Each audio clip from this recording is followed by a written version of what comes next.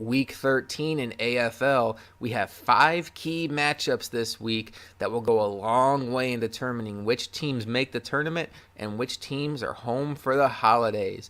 We're going to pick up action first in St. Louis as the Detroit Lions visit the Rams. Both of these teams would be in the playoffs at the beginning of Week 13, both of them desperately needing a win here in this matchup. In the third quarter, it's 13-10 Lions. Carson Palmer drops back, but he is intercepted by Don Carey, and Carey takes it all the way back for a touchdown. And just like that, the Lions have a 20-10 lead in St. Louis, and the Lions are in business. Now with 2 minutes to go, Lions holding on a 7-point lead.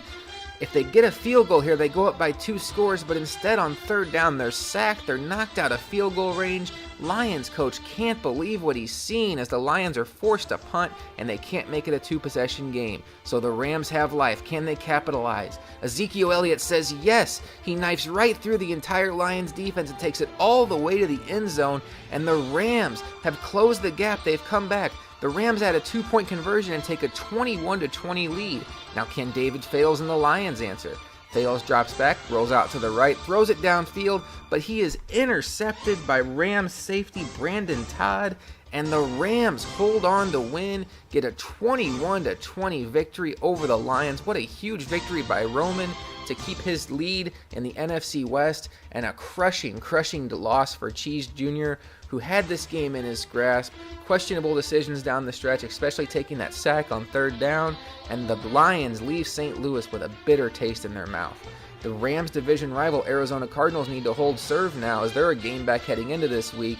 We're going to pick up action in overtime as the Buffalo Bills and Tyrod Taylor find Sammy Watkins on a crossing route. Watkins makes a defender miss, breaks a tackle, and takes it all the way to the end zone, and the Buffalo Bills are going to escape Arizona with a 27-21 victory. The Bills improved to 11-1, but the story here is the Arizona Cardinals. They've now dropped 3 games in a row. They fall back yet another game to the Rams, and right now Prime's playoff chances are on life support as the Bills break the Cardinals' heart in overtime. 2 division leaders did battle this week in Atlanta as JD's Falcons hosted Stop Cheese's New York Giants. This game was predicted by many to be a very close contest. It didn't play out that way on the field. Already 7-0 Falcons in the first quarter. Paxton Lynch drops back and finds Jeremy Maclin on a post route for a touchdown. 14-0 Falcons. It's now 17-0 Falcons in the third quarter as Logan Thomas is intercepted by Kenyon Ayers, and he takes it all the way back for a touchdown. 24-0 Falcons. The Falcons go on to roll the Giants 38-14, and the Falcons improve to 7-5 to keep their lead in the NFC South, and the Giants get their 5th loss on the season. Stop Cheese has now lost 3 out of 4 games, but they're still in control of the NFC East. The NFC's current top seed, KJ, and the Green Bay Packers go to Dallas this week to take on the 4-7 Cowboys. Tight game early on, 17-all in the second quarter as Aaron Rodgers drops back and finds Jordy Nelson over the middle of the field for a touchdown. 24-17 Cowboys. Can Dak Prescott on the Cowboys answer?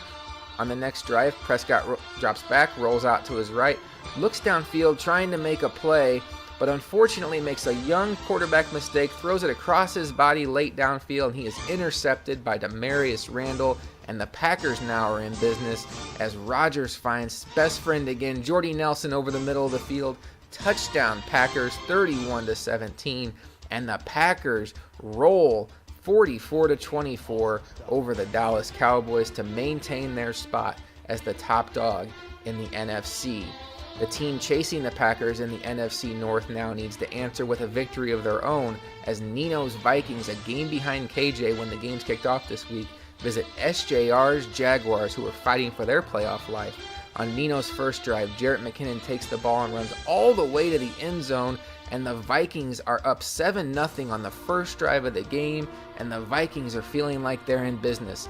Here's the turning point of the game, however. 7-0 Vikings with 24 seconds to go.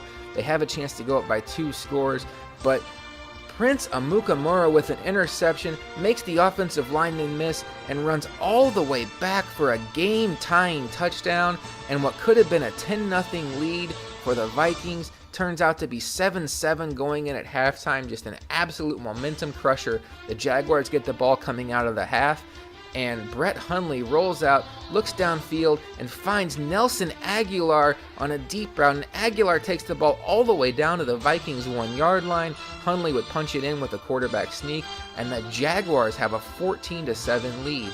Now in the fourth quarter, still 14-7, as Dre Archer takes the ball and gets all the way to the end zone, 21-7, and the Jaguars are in business. The Vikings are not one to quit, though. Down 14, can they get something going? Drops back to pass, tries to find his receiver, but it is intercepted by D. Milliner, and the Jaguars shock the world, pull off the upset, keep their season alive, and get a 28-7 victory over the Minnesota Vikings. And the Vikings' chances of winning the NFC North may have just went from slim to none, as Nino now looks to be fighting for that wild card spot. So let's take a look now at the NFC playoff races, as Guru's Saints are the only team on that list that haven't played their Week 13 game yet. They will go against Kimmy's Panthers later tonight, and we will be advancing tonight at 10 p.m. Eastern, and the next advance will be Friday at 10 p.m. Eastern. Thanks for watching.